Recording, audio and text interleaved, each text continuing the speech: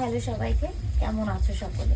তো প্রথমেই জানাই সকলকে হ্যাপি নিউ ইয়ার। তো সারাটা দিন বাড়িতেই ছিলাম।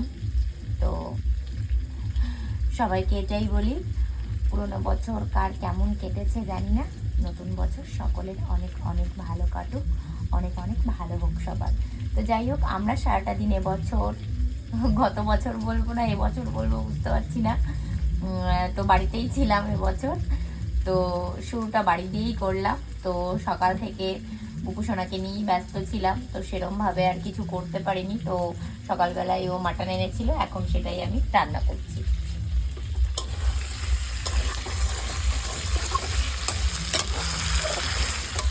আর এই যে এখানে বসিয়েছি জল গরম, এটা মাটন দেওয়ার জন্য নয়, এই যে এখন তো প্রচণ্ড শীত পড়েছে, তো সেই কারণেই ওর প্রচণ্ড কাশিও হয়েছে, সেই জন্যই গরম জল সারা রাত তো করা সম্ভব না, এই জন্য ফ্ল্যাক্সে করেই ভরে রাখি।